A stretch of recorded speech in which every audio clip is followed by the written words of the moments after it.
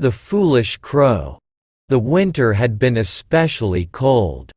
The snow laid thick and heavy on the ground.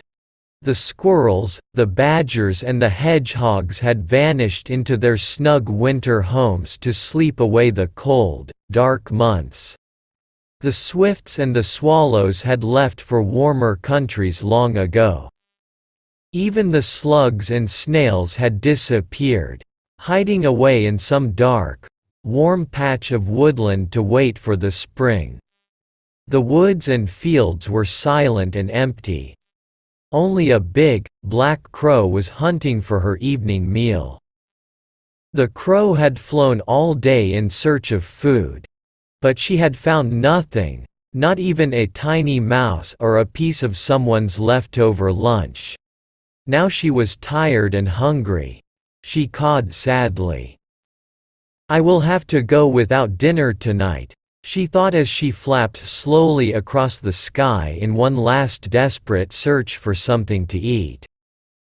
She was on the point of turning back when she saw a thin column of smoke coming up into the sky, far away in the distance. Smoke means fire and fire means cooking and cooking means food, thought the crow. She flew as fast as she could, towards the curling smoke.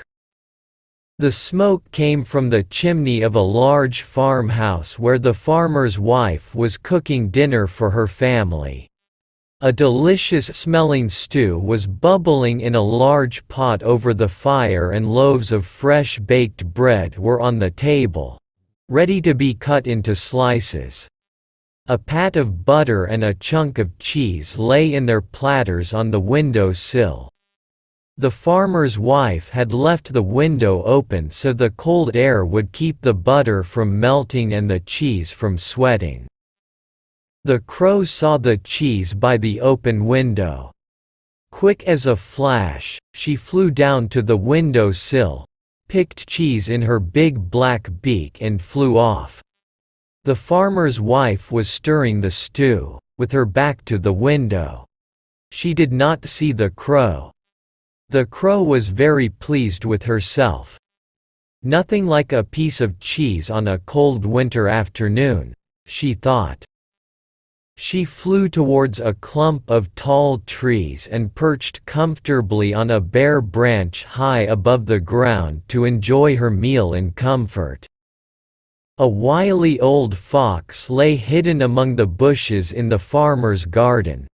He had roamed the woods and fields all day in search of food. But he had found nothing to eat, not a bird nor a mouse nor even the scraps from someone's picnic. Now he was tired and hungry. "I will have to go without dinner tonight," he sighed. He was on the point of turning back, when he saw the crow perch on the bare branch with the piece of cheese in her beak.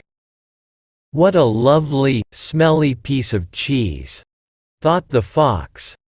"I must have that piece of cheese for my dinner. Now, if only I can take that cheese away from the crow." The fox watched the crow settle herself comfortably on the branch. He smiled slyly to himself. Strolling up to the foot of the tree, the fox called out, "Good evening, Mrs. Crow. You look well today." The crow looked down at the fox in surprise. She had never heard him speak so politely before. The fox continued, "Oh, Mrs. Crow, how beautiful you are! Your feathers are so black, so smooth and shining. Truly, I have never seen such feathers before." The crow was even more surprised. No one had ever called her beautiful before. Of course, she had always known how pretty she was. But it was pleasant to be admired by someone else. The fox looked up at her and sighed. "How graceful you are! Mrs. Crow, how elegant! You fly so wonderfully well too and higher than an eagle."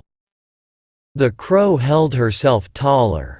She had always known how graceful and elegant she was. Of course, she could fly most wonderfully high. How clever of the fox to know that. She flapped her wings just a little bit so he could admire them again. What a charming creature he was. The fox took a deep breath and continued. Your claws, ahem, I mean your talons. Mrs. Crow. They are stronger than steel. Ah, her talons. She had always been proud of her talons. She hopped clumsily on the branch so that the fox could take another look at her claws. Really, he did say the nicest things. The crow was by now quite sure that she was the prettiest, most graceful and the strongest bird of all. The fox smiled secretly to himself. He looked admiringly at the crow and said, "Dear Mrs. Crow, I have not heard your voice. It must be the sweetest voice in the world, as beautiful as you are. Dear Mrs. Crow, won't you sing for me?" The crow was flattered.